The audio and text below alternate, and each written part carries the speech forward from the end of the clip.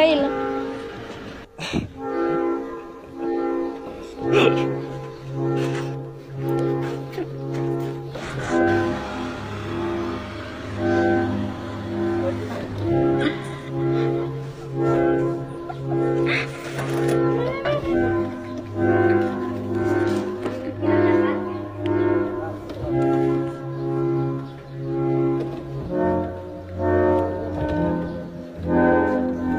I-rate yung tinda.